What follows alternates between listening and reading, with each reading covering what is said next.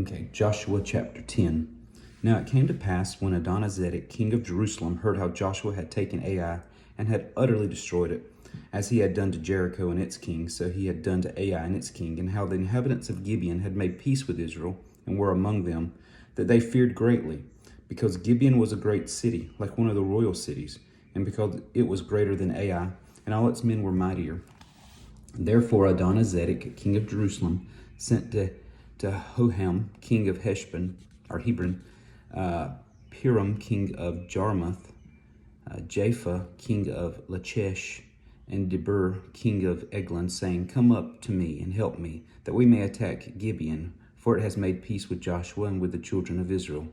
Therefore the 5 kings of the Amorites, the king of Jerusalem, the king of Hebron, the king of Jarmuth, the king of Lachish, and the king of Eglon, gathered together and went up, they and all their armies encamped before Gibeon and made war against it. And the men of Gibeon sent to Joshua at the camp of Gilgal, saying, Do not forsake your servants. Come up to us quickly, save us and help us. For all the kings of the Amorites who dwelt in the mountains have gathered together against us. So Joshua ascended from Gilgal, he and all the people of war with him, and all the mighty men of valor. And the Lord said to Joshua, Do not fear them, for I have delivered them into your hand. Not a man of them shall stand before you. Joshua therefore came upon them suddenly, having marched all night from Gilgal. So the Lord routed them before Israel, killed them with a great slaughter at Gibeon, chased them along the road that goes to Beth Horon, and struck them down as far as Azekah and Makkedah. And it happened as they fled before Israel and were in the descent of Beth Horon, that the Lord cast down large hailstones from heaven on them as far as Azekah, and they died. There were more who died from the hailstorms than the children of Israel killed with the sword. Then Joshua spoke to the Lord in the day when the Lord delivered up the Amorites before the children of Israel, and he said in the sight of all Israel, Sun, stand still over Gibeon, and moon in the valley of Ajalon. So the sun stood still and the moon stopped till the people had revenge upon their enemies. Is this not written in the book of Jeshur? So the sun stood still in the midst of heaven and did not hasten to go down for about a whole day. And there has been no day like that, before it or after it, that the Lord heeded the voice of a man, for the Lord fought for Israel. Then Joshua returned, and all Israel with him, to the camp of Gilgal.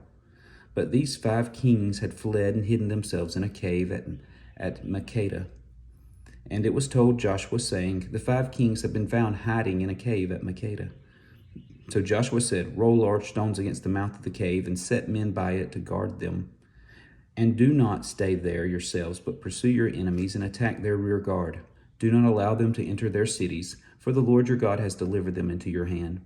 Then it happened, while Joshua and the children of Israel made an end of slaying them with a very great slaughter, till they had finished, that those who escaped entered fortified cities. And all the people returned to the camp to Joshua at Makkedah in peace. No one moved his tongue against any of the children of Israel. Then Joshua said, Open the mouth of the cave and bring out those 5 kings to me from the cave. And they did so and brought out those 5 kings to him from the cave, the king of Jerusalem, the king of Hebron, the king of Jarmuth, the king of Lachish, and the king of Eglon. So it was, when they brought out those kings to Joshua, that Joshua called for all the men of Israel and said to the captains of the men of war who went with him, Come near, put your feet on their necks, for these kings. Put your feet on the necks of these kings.